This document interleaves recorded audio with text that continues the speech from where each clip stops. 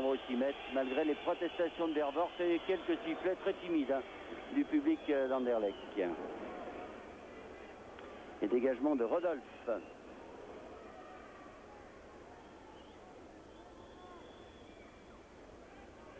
Rodolphe pour la tête de Keshi. De Groot. Ah, de la tête, ils sont meilleurs et ils combinent bien et ça repart avec Vervort qui a beaucoup de ballons sur la gauche là-bas. Vervort qui change tout sur Guy Johnson. Ballon pour Ikonen qui va pouvoir tirer. Non. Oui, il est bloqué. Allez, il est bien bloqué. Ballon toujours pour Vervort. Vervort qui remet dans le paquet pour la tête de Grinchevic. Cartier de la tête efface. Dégage et Van der Elst qui rate son contrôle. Et donc remise en jeu par De Groot. Une remise en jeu musclée, non. Je pense pas. Pour la tête finalement de Canabillic là qui dégage en touche. Les Messins pour l'instant qui subissent. Hein, Oui, un petit peu pressés sur leur but actuellement. Évidemment, Anderlecht a bien plus souvent le ballon, mais ils ne sont pas ridicules. Hein.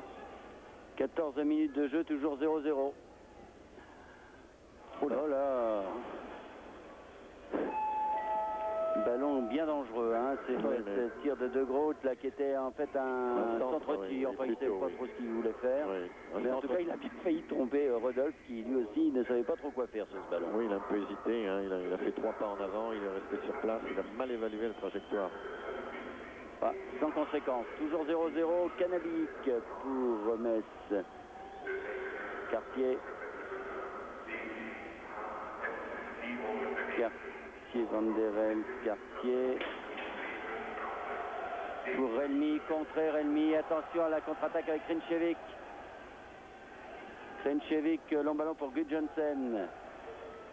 Gudjonsen. Il change tout. Change tout, oui.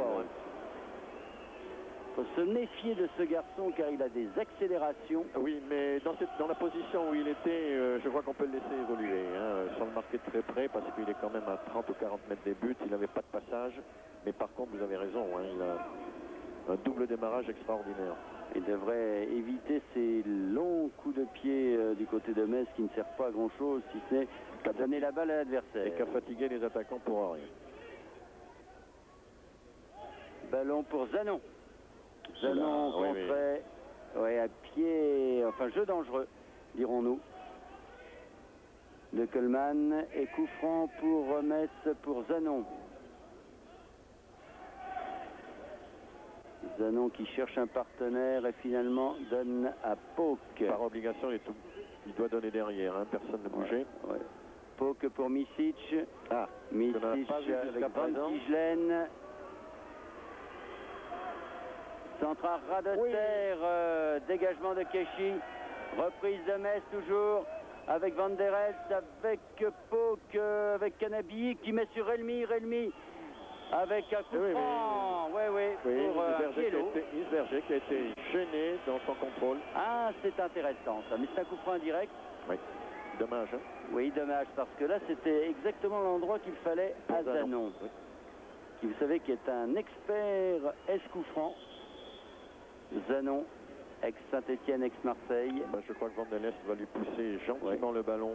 Il les préfère quand ils sont... quand ils ne bougent pas. Hein, oui, évidemment, mais il faut faire avec. Oui. Alors, Isberger fait remarquer avec juste raison à M. Kirchen que le mur était à 3,50 m. Enfin bref.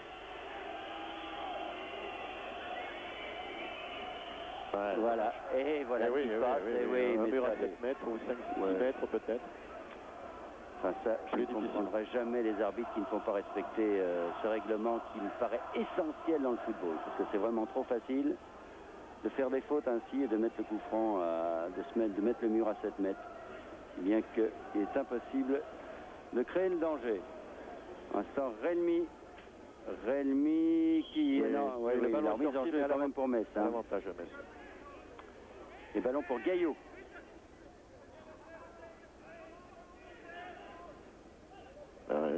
Allez, Gaillot pour Zanon. Zanon qui met ce ballon en touche. Petite roulette bien faite, mais trop près de la ligne de touche. Et c'est Grun qui fait la remise en jeu. Grun qui essaye de jouer avec Coleman, finalement Pok, et Pok pour Rodolphe. Très sûr, hein. Très sûr, oui. Pok qui doit vraiment rassurer sa défense. Mais techniquement, il est très bon, hein. Ouais. Donc il peut se permettre comme ça de...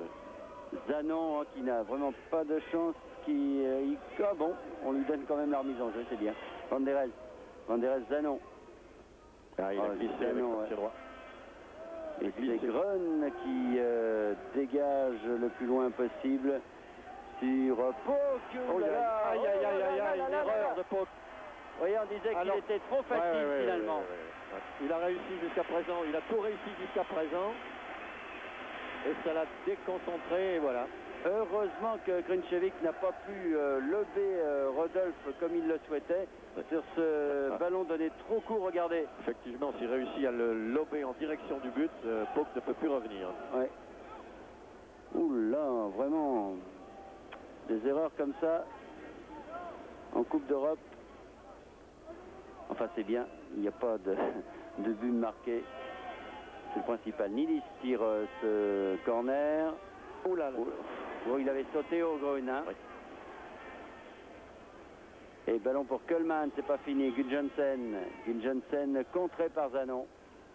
Et remise en jeu donc pour l'équipe d'Anderlecht, qui peut se montrer dangereuse à tout instant, cette équipe. Hein. Vous avez vu sur ce corner, Grun, vraiment, il avait le ballon sur la tête.